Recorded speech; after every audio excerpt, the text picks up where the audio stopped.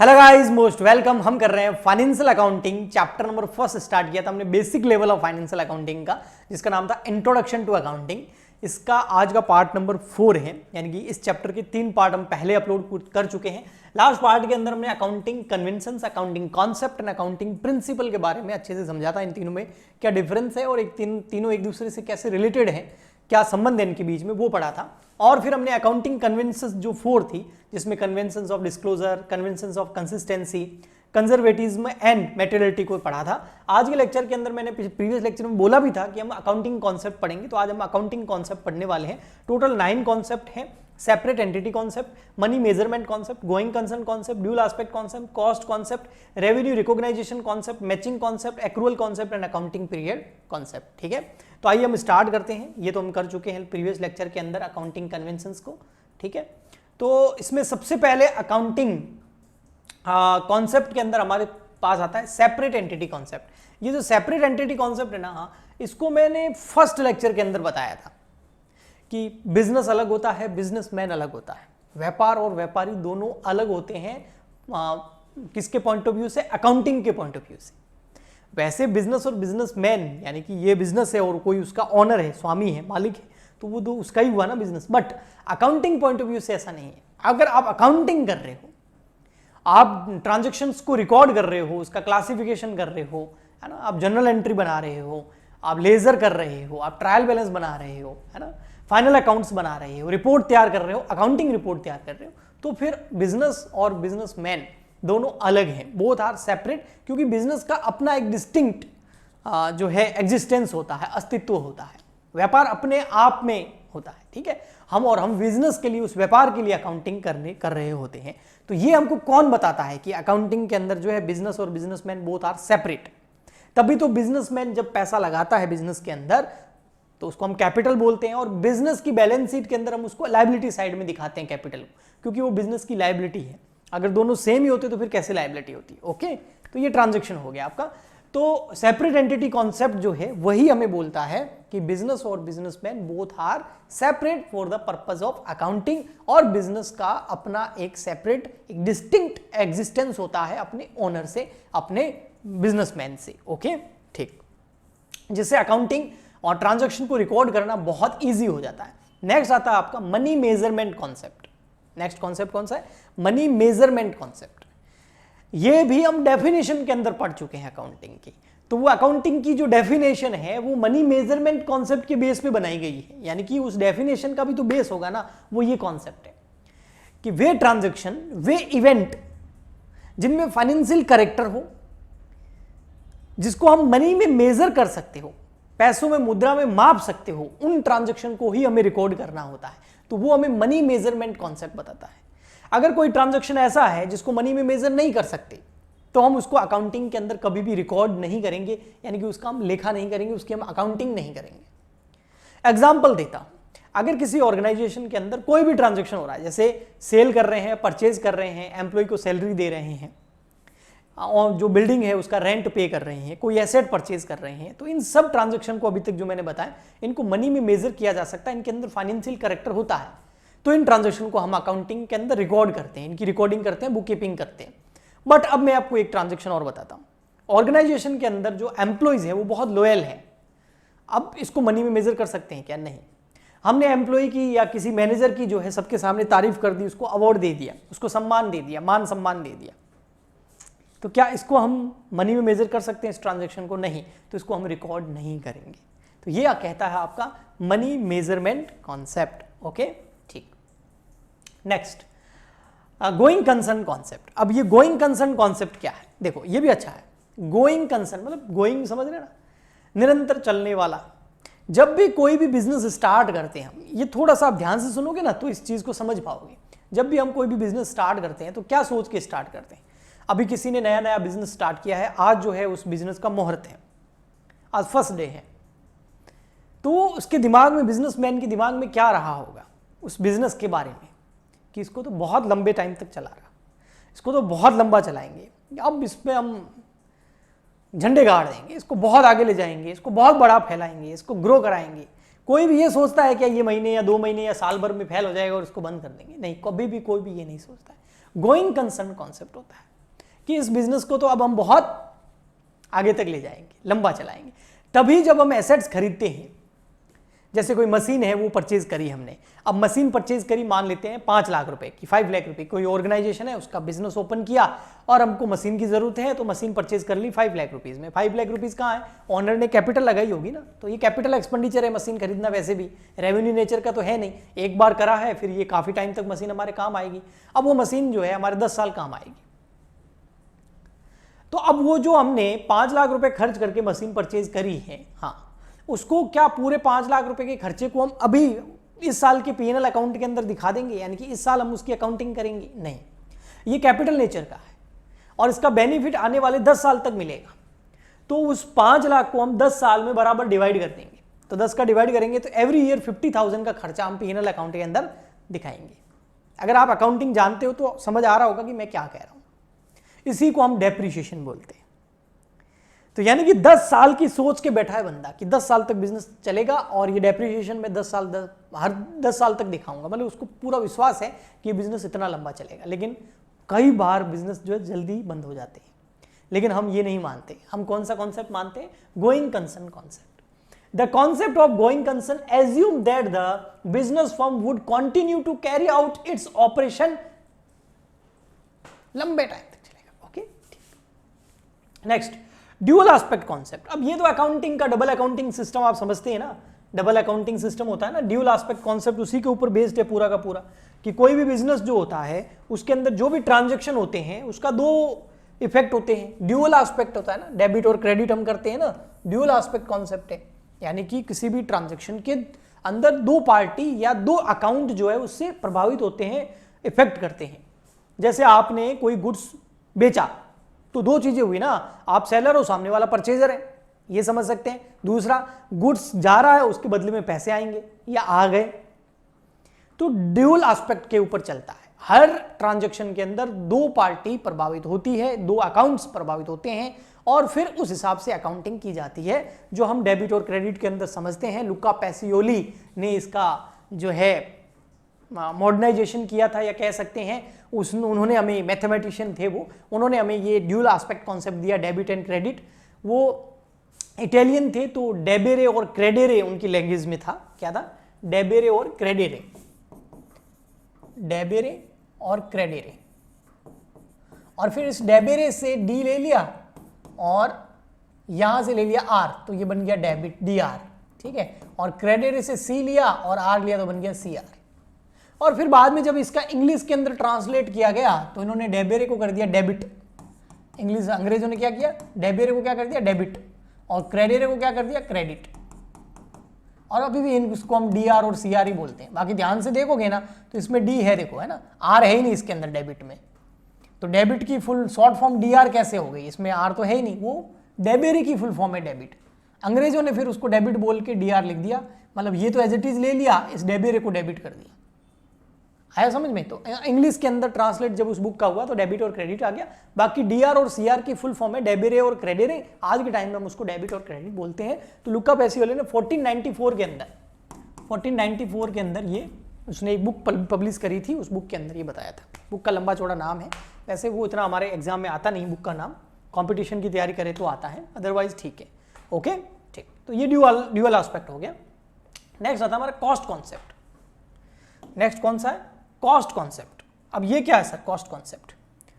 देखो, cost concept जो है, cost concept, the cost concept required that all assets are recorded in the books of account at their purchase price. देखो, cost concept को समझना, क्योंकि ये डेप्रिसिएशन वाले चैप्टर में बहुत काम आएगा आपके, ये वाला कॉस्ट कॉन्सेप्ट। बिल्कुल, जैसे आपने कोई फर्नीचर परचेज किया या मशीन परचेज करी, हम बिजनेस पॉइंट ऑफ व्यू से सोचे तो मशीनरी परचेज करी आपने, ठीक है। अब मशीन परचेज करी आपने 2 लाख रुपए में, हाँ, तो ये 2 लाख रुपए का आपका खर्चा हो गया मशीन परचेज करने का, कैपिटल नेचर का एक्सपेंडिचर हो गया, हाँ। तो मशीन जो परचेज करी उसकी कॉस्ट कितनी? कि सर मशीन की कॉस्ट है 2 लाख रुपए, नहीं, कॉस्ट के अंदर क्या क्या आएगा? परचेज कॉस्ट आएगा या परचेज प्राइस।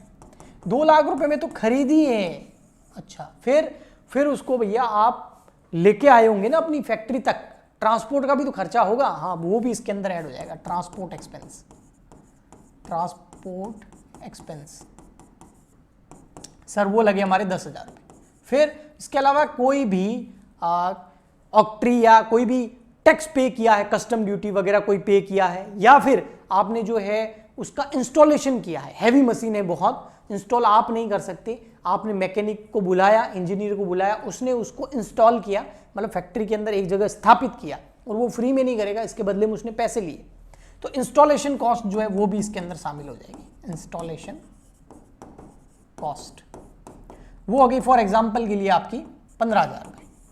तो अब आपकी देखो कॉस्ट मशीन की कितनी हो गई, वैसे तो हमको क्या लगा जितने में खरीदी है वो ही है, नहीं ये हो गई 2,25,000 रुपये की। अब इस 2,25,000 पर डेप्रिसिएशन लगेगा, और इसका सिंपल सा फंडा क्या है कि मशीन की कॉस्ट के अंदर क्या क्या इंक्लूड होगा। अब एक एग्जांपल समझना, अब 2,25,000 में मशीन आपने रख दी, अब उसको चलाना स्टार्ट कर दिया, अब मशीन की छोटी मोटी रिपेयरिंग आ गई, उसका खर्चा हो गया, क्या वो भी इसमें शामिल होगा? नहीं। एक बार मशीन को आपने पुट टू यूज करना स्टार्ट कर दिया, पुट टू यूज का मतलब होता है आपने उसका उपयोग में लेना स्टार्ट कर दिया, मशीन को जिस पर्पज से लाए थे वो काम करना उस मशीन में स्टार्ट कर दिया आपने, लेबर वहां पर लग गई, अब कोई भी खर्चा होगा वो कॉस्ट में शामिल नहीं होगा, वो रेवेन्यू नेचर का खर्चा होगा। कॉस्ट में कैपिटल नेचर का खर्चा शामिल होता है, और वो कौन सा होता है कि जब तक आप उस मशीन को यूज में लेना स्टार्ट नहीं कर देते फर्स्ट टाइम, उससे पहले का जितना भी खर्चा होता है वो कॉस्ट के अंदर इंक्लूड होता है, ये कॉस्ट कॉन्सेप्ट बोलता है। हाँ, बाद में अगर आप कोई मशीन का बहुत बड़ा पार्ट कुछ चेंज करा रहे हो जिससे मशीन की कैपेसिटी बढ़ जाएगी, मतलब पहले मशीन 1,000 प्रोडक्ट बना सकती थी या 1,500 प्रोडक्ट बन जाएगी, आपने उसको असेंबल करा दिया और एडवांस बना दिया, तो वो इसमें शामिल जरूर होगा, नॉर्मल नहीं होगा। ओके, ठीक है। तो मशीन को पुट टू यूज यानी कि उसको उपयोग में लेने से पहले के खर्चे कॉस्ट के अंदर आएंगे, बाद में रेवेन्यू के अंदर आएंगे, ये हमें कॉस्ट कॉन्सेप्ट बोलता है। आई होप आपको अच्छे से समझ में आया होगा। डेप्रिसिएशन वाले चैप्टर में इसको और बेहतर तरीके से समझाया जाता है। कॉन्सेप्ट ये वाला ही है, डेप्रिसिएशन में काम आता है।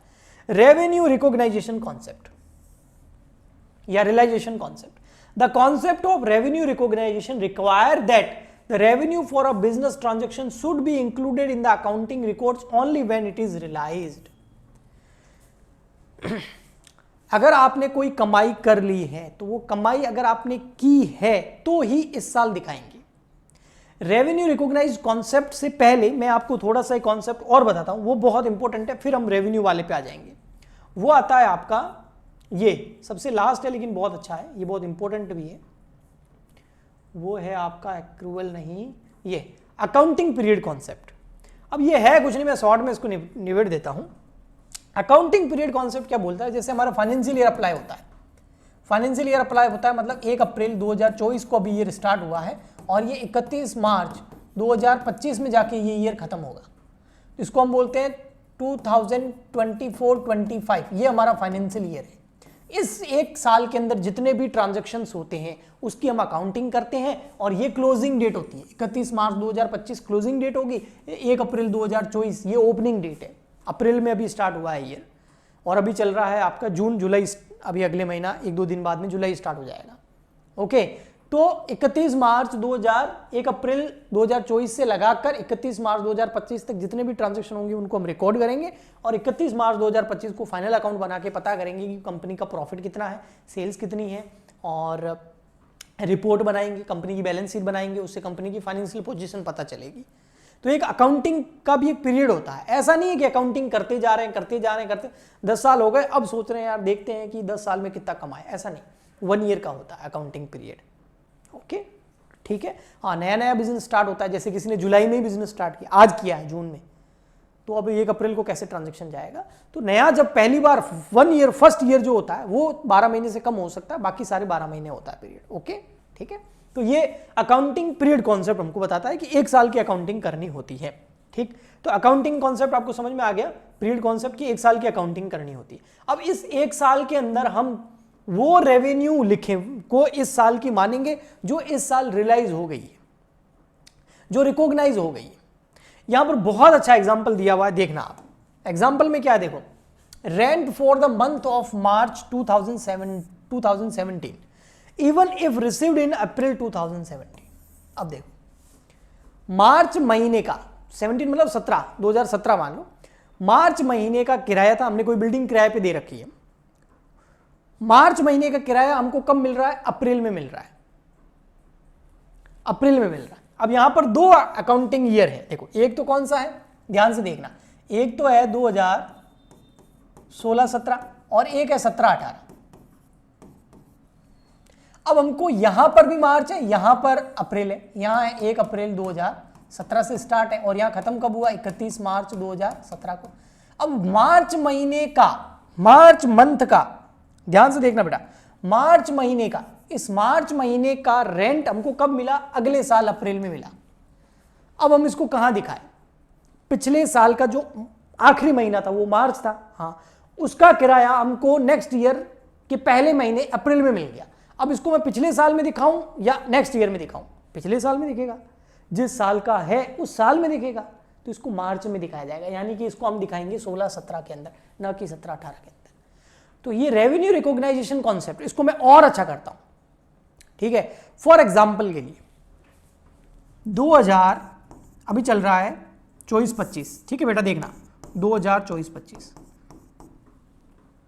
अब 2020 का किराया, कोविड टाइम का कोई किराया था, ठीक है, किसी से हम मांगते थे, हमने कोई बिल्डिंग दे रखी थी किराए पर पे, और उसने उस टाइम हमें वो किराया नहीं दिया। वो किराया था कब? 2020-21 का था, और मिल कब रहा है? 24-25 में। तो हम कब दिखाएंगे इसको? इसको हमने कब दिखाया होगा इस ट्रांजैक्शन को? 20-21 में या फिर 24-25 में? मिला भले ही अभी है, लेकिन वो किराया हमने कमा कब लिया था? रिकॉग्नाइज कब कर लिया था? रियलाइज कब कर लिया था? 20-21 में। उस समय हमने कमा लिया था, अर्न कर लिया था, अक्रूड हो गया था, तो वो इसी साल में दिखाया जाएगा, अभी प्राप्त वाले ईयर में नहीं दिखाया जाएगा। ये बोलता है रेवेन्यू रिकॉग्नाइजेशन कॉन्सेप्ट। अगर आपने कुछ कमा लिया है, अगर आपने कुछ खर्चा कर दिया है, तो पेमेंट उसका भले ही बाद में हो या पहले, उससे कोई मतलब नहीं है। अगर खर्चा हो गया है, सर्विस दे दी गई है या फिर अर्निंग हो गई है, तो उसको उसी ईयर में रिकॉर्ड किया जाएगा। ओके जी, नेक्स्ट आता है आपका मैचिंग कॉन्सेप्ट। मैचिंग कॉन्सेप्ट का मतलब ये होता है, ये कुछ रेवेन्यू रिकॉग्नाइजेशन कॉन्सेप्ट की तरह ही है। ये बोलता है कि जो इस साल की कमाई है उससे रिलेटेड खर्चा ही इस साल दिखाया जाएगा, या फिर कह सकते हैं इस साल के जो खर्चे उससे रिलेटेड जो आपको कमाई हुई है वही इस साल दिखाई जाएगी। यानी कि एक साल का, एक अकाउंटिंग पीरियड का जो रेवेन्यू है, जो इनकम है, उससे रिलेटेड ही खर्चे उस ईयर में दिखाए जाएंगे। यानी कि एक्सपेंस और इनकम या रेवेन्यू मैच होना चाहिए एक दूसरे से, उसी अकाउंटिंग पीरियड का होना चाहिए। ओके जी, ठीक है, फटाफट है। लास्ट है हमारा एक्रूअल कॉन्सेप्ट, क्योंकि मैंने आगे अकाउंटिंग पीरियड कॉन्सेप्ट आपको पहले ही बता दिया। एक्रूअल कॉन्सेप्ट क्या बोलता है? Under accrual concept the effect of transaction and other events are recognised on mercantile basis when they occur. ये कुछ हद तक एक्रूअल कॉन्सेप्ट जो है रेवेन्यू रिकॉग्नाइजेशन कॉन्सेप्ट की तरह है। ये क्या बोल रहा है? अगर कोई ट्रांजैक्शन हो गया है तो उसको हम मर्केंटाइल बेसिस पर रिकॉर्ड करेंगे। They occur and not as cash और कैश इक्विवेलेंट इज रिसीव्ड और paid, they are recorded in the accounting records. अगर कोई खर्चा हो गया है, कोई इनकम कमा ली गई है, अगर खर्चा हो गया है ना, तो उसको इसी साल रिकॉर्ड करेंगे, भले ही उसका पेमेंट अभी नहीं करें। फॉर एग्जाम्पल के लिए मेरे यहाँ पर कोई एम्प्लॉय काम करता है, उसको मेरे को सैलरी, उसने 1 महीने काम किया, ठीक है, तो उसकी सैलरी ड्यू हो गई।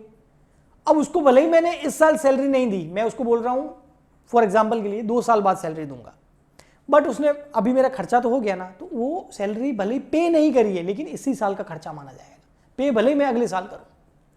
तो कोई भी खर्चा हो गया, अक्कर हो गया, दे अक्कर, भले ही उसका पेमेंट किया हो नहीं किया हो, उसको इसी साल रिकॉर्ड करेंगे। कोई कमाई कर ली हो, अब भले ही वो कमाई कैश में प्राप्त नहीं हुई, लेकिन कमाई हो गई ना, भले फ्यूचर में मिलेगा, उसको इसी साल रिकॉर्ड करेंगे।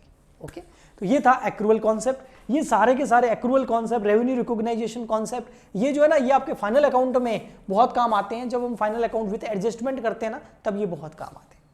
आई होप आपको अच्छे से समझ में आया होगा। नेक्स्ट लेक्चर में हम आगे बढ़ेंगे और चैप्टर नंबर 1 का लास्ट लेक्चर है अगला, फिर उसके बाद में हम न्यू चैप्टर स्टार्ट करेंगे। यूट्यूब पे ऐसे ही पढ़ते रहिए। पेड क्लासेस लेनी है ना, और लाइव पढ़ना है, नोट्स भी चाहिए, तो आप हमारी ऐप डाउनलोड कर सकते हैं। ऐप का लिंक इस वीडियो के नीचे डिस्क्रिप्शन बॉक्स में मिल जाएगा। और यूट्यूब पे पढ़ना है तो ऐसे ही लेक्चर देखते रहिए, थोड़ा मेहनत कीजिए, नोट्स खुद से बनाइए, यहाँ से गाइडेंस लीजिए, अपनी बुक की हेल्प लीजिए और कंटिन्यू अपनी स्टडी करते रहें, क्योंकि लेक्चर तो यूट्यूब पे इसी तरीके से आते रहेंगे। तो आज के लिए इतना ही। Please like, share, subscribe and comment जरूर करें। मिलते हैं नेक्स्ट लेक्चर में, तब तक के लिए goodbye and thank you.